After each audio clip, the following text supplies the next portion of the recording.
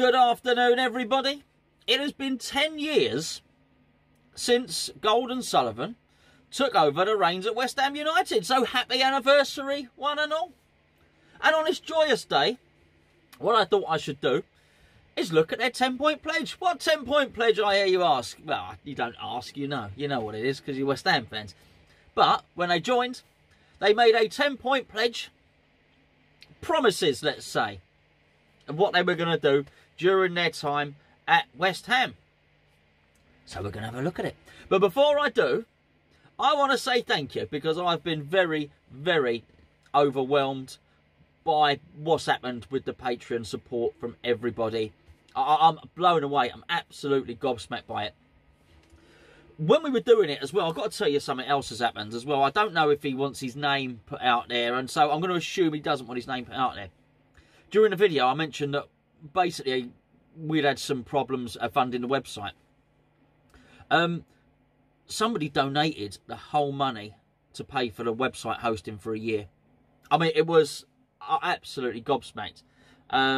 So I thank him from the bottom of my heart. I really do. I thought it was such a generous thing to do. And the reason we're doing the Patreon stuff was so as we could start to focus a little bit of our time. We put a lot of time into this, obviously, but some dedicated days just to making videos.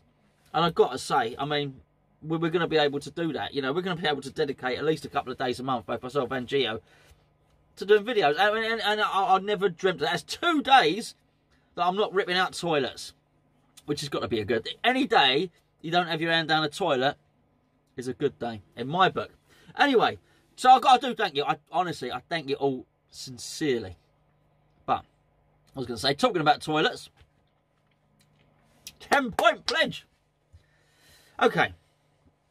The first of the 10-point pledge, I'll try and be quick, otherwise this is going to be a very long video. I've already been waffling for 2 minutes. So, point number 1, appoint the right manager. Our efforts are focused on recruiting a high-caliber manager with necessary experience to deliver good football and, most importantly, results.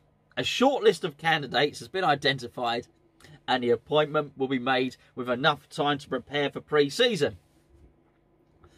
I think what we're going to do is succeed or fail. You can do this in the chat underneath if you want. Succeed or fail. Now, I was going to nick, you know, Family Fortunes? You know Family Fortunes? When I get a question right, I go, ding!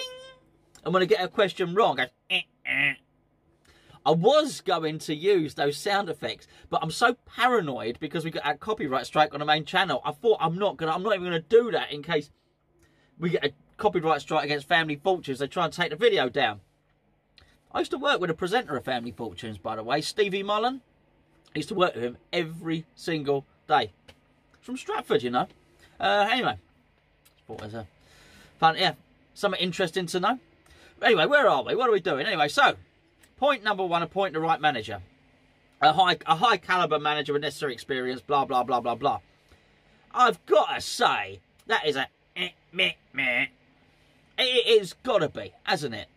I mean, from Avram Grant to Sam Allardyce, Bilic, it worked for a while, then they had to get rid of him. Then they got in David Moyes.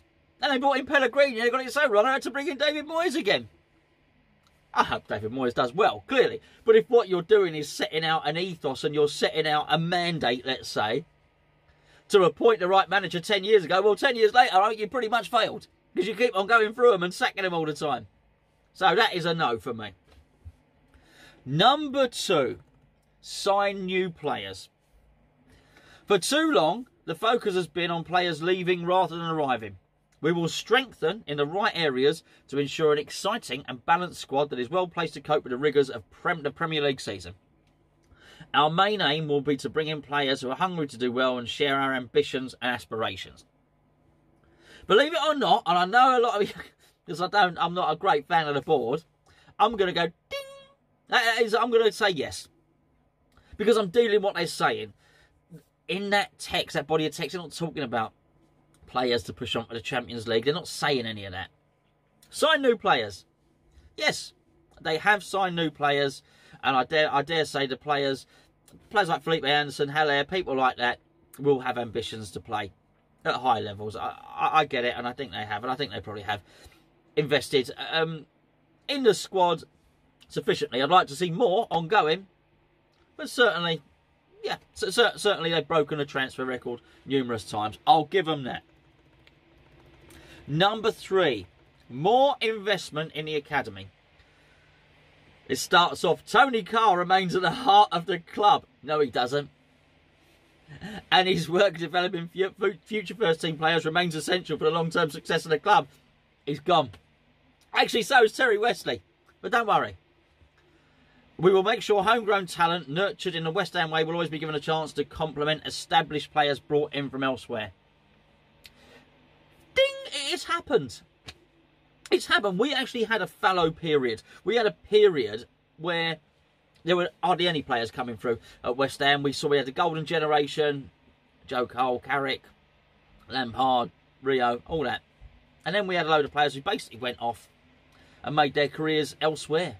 And I don't mean that they were particularly good. They turned out, we churned out a load of journeyman players, really. Now, you have to say, with Declan Rice being a mainstay in the team, playing for England and Ireland, and Dean Garner coming through, playing well, Ben Johnson, they have actually done that. If they'd have done this question differently about investment in the facilities, then I would, it would be getting one of those, because it's not. Anyway, but that's not what the question is. I also like the way they've implemented, the way they recruit. So you got players like Diallo coming through, but then they've also recruited players like Nathan Holland, get him in when he's young, and I'm still adamant he's going to be a player. So I like what they're doing, and there seems to be talent in the younger age trips. So I'm going to give them that one. I am being rather nice, I think. I'm a generous. Okay, 4. Continue to clear the debt. We have a responsibility to ensure this club is never again placed in a perilous position. Great strides have been taken to get us on a sound financial footing, but there's still a way to go. Difficult decisions have to be made, and that will continue to be the case. But our bottom line, on the bottom line, is to ensure the club survives. Did I say that right? But our bottom line on the bottom line is to ensure the club survives. I guess it does make sense, but sort of, I don't know. Doesn't flow, does it? Look, when they took over, we were £110 million in debt. We still owe 45 million to Golden Sullivan and 10 million to Trip Sullivan. Trip Sullivan is what you get when Trip Smith and David Sullivan have an affair and have a baby. It's called Trip, little baby Trip Sullivan. Bless him. They owe Trip Smith at a club are in debt 10 million to Trip Smith, 45 million to Golden Sullivan. So we owe 55 million. It's got to be because if 10 years ago we owed 110 million, they only cleared half the debt, so they haven't cleared the debt at all. So it's a fail, right? If in the previous ones, I'm trying to be precise, if I've left training down investment away from the previous one because it was purely about getting youngsters in the first team, I've got to be precise with this. They've not cleared the debt. They've cleared half of it. It's a fail. Okay. 5. Freeze season ticket prices for renewals. I'll read what it says, but it's a we're delighted to have been able to freeze season ticket prices, save for the VAT increase. But we will not stop there. We're looking at more ways of rewarding those fans who make such a long-term commitment and have excellent offers for younger supporters who are the lifeblood of the club. Member benefits will also improve. Look, again, free season ticket prices. They went up. They went up. Again, we've got to be precise. Did I do that already? I think I've done that. That's twice. That's 2. It's free now. Free. No, they've not done it. There are cheap tickets at the stadium. Let's say that. There are cheap tickets at London Stadium. But they didn't freeze. There was a caveat in there that said, oh, well, we'll keep them. We'll do 2 seasons frozen at the new stadium. And then we'll put them up a bit. Then maybe they get a pass, but they don't. Build the status and image of the club. It says, our standing at home and abroad is rightly built on our proud history and our commitment to young talent. The values of the Academy of Football developed since the days of Bobby Moore define what we are all about. With the world spotlight set to shine on this part of London, the time is right to spread the word further. I'm not sure that's why West Ham... I agree the Bobby Moore bit. I agree. That propelled us. We had 3 players. Bobby Moore, the recently and sadly departed Martin Peters, and Jeff Hurst, who were integral parts of England's 1966 World Cup win. But actually, if you look, and again, I mentioned it for the second day running, Canning Town Lens Film, everybody's second favourite team. We were that. Growing up, we really were. It's because of the style of football we played, because we were swashbuckling. We're not that anymore. And half of it is nothing to do with our owners, by the way. The first thing that really stopped rival fans liking West Ham was the Tevez saga. We were seen to have cheated. And that was that. And not only were we seen to have cheated, I think a lot felt that we should have been booted out of the league. Even though there was no precedent for doing so. There was no rule for third-party ownership that suggested we should be booted out of the league. They were making it up as we went along. And if you remember, we had to do a court case after court. It was McCabe at Sheffield United, who we're going to play very soon. Not McCabe, of course, but he failed. The first court case failed, and he kept on appealing, taking it further and further and further, until he basically found a judge who would rule in his favour, and we got a fine. But there was no FA precedent for third-party ownership. It wasn't actually illegal at the time. But nonetheless, we appeared that we cheated. We certainly did bend the rules, that's for sure, with Mascherano and Tevez. And that damaged our reputation. People didn't look at us as fondly. The second thing that has really hurt us is getting the Olympic Stadium. Is when that Olympic Stadium is making not even 17, when I think it's lost 270 million thus far and continues to lose money. When it's losing that level of money and we're paying under 3 million quid a year in rent.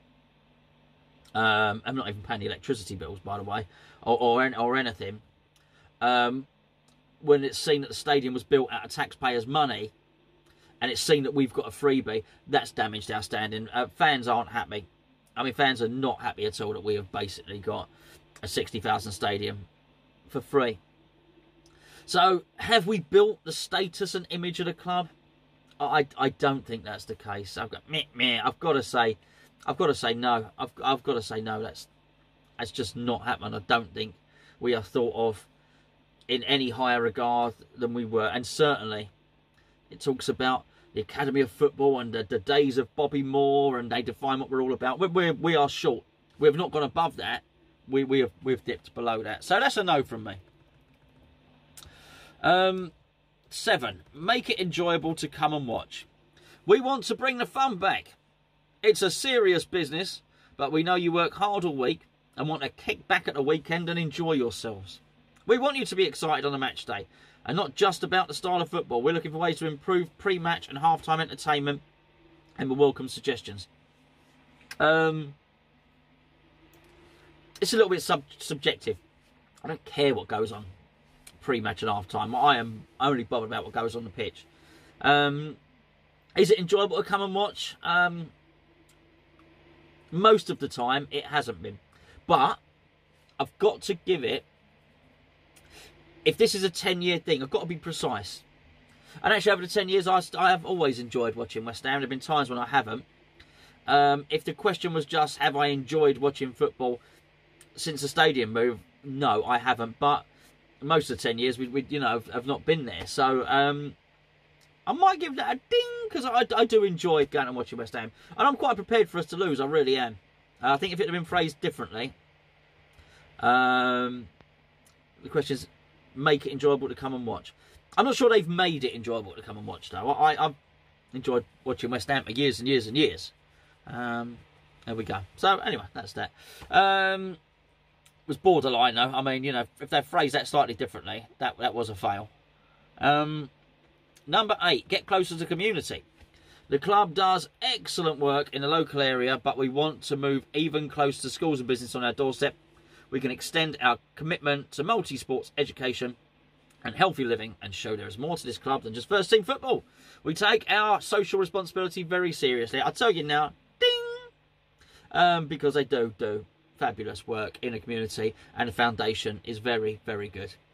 It's you know, that's there's no doubt about that. To be fair, it has always been us, but it is good. I'm not gonna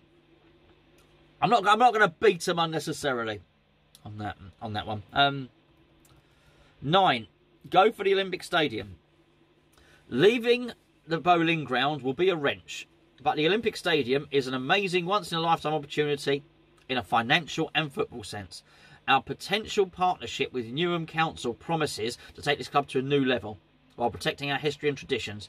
To move forward, we have to move, but always with an eye on the past. Meh, meh, meh, meh, meh, meh, meh, meh. So I'm stuck. No. The Olympic Stadium is an amazing once-in-a-lifetime opportunity in financial and footballing sense. A wiser man than me, or certainly a man with more financial acumen than me, Kieran Maguire, a professor of finance, has said that the move to the Olympic Stadium is worth about $2 billion extra a year. It has not yielded. It has not yielded the financial benefits at all. To fill that stadium, the tickets are cheap. That's why they're cheap. I know I said they had gone up, but that was the question.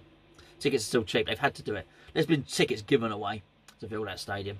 Because really, you can't go from being a 35,000 club to being 60,000. You just can't do it. We didn't have that many fans. Other people have had to come in. It also says our potential partnership with Newham Council. Let me get this absolutely straight. Newham Council pulled out. They lost, I think they lost 40 million. They pulled out. They are no longer our partners. That's it. It's just a failure. It promises to take the club to a new level. It hasn't. It hasn't. People are saying at the moment, oh, we're West Ham. You've got to remember where we are. We've always been like this. Well, yes, that's fine. But if that's the case, then we can't agree that it's moving to the stadium has taken us to a new level. It hasn't. It's a fail. For me, it's probably the biggest fail. Number 10, listen to supporters. Arguably the most important of all is our commitment to listen to what you have to say. We know we're just the custodians of the club. You who follow us every week, whether near or far, are our true owners. They believe that stuff, but they expect us to believe that. It's their club, they own it. Whether talking to you online or in print or face-to-face at fans forums will be open, transparent and available. Meh, it's not. They failed to engage WISA on a proper level. You now have the you now have the potential of this. It's OSB, isn't it? Official Supporters Board.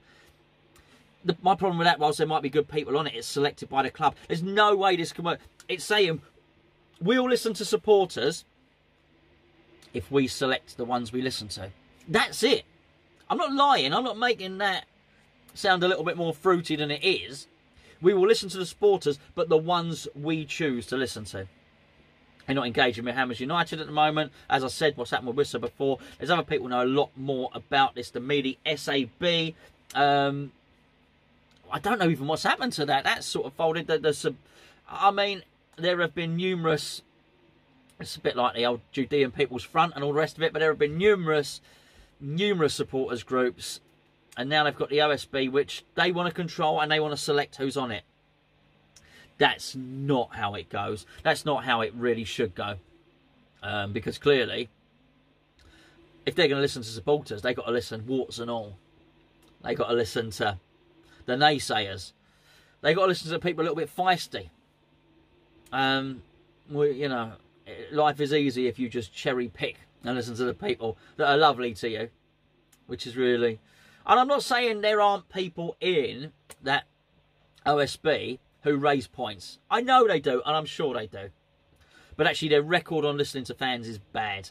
And the fact that they have a cherry-picked group of people who they engage with, yet they have ignored two separate fan associations, West Ham fan associations, who are who are Premier League fan accredited, actually rubber stamped as official. It probably tells you everything you need to know. Right, anyway, listen, I've gone on for far too long. It's 20 minutes, but there was no real way to do that quickly. Thank you all, like I said, thank you all for all the Patreon. It's been brilliant. I am chuffed and I'm buzzing with it. Thank you very much. We'll be back tomorrow.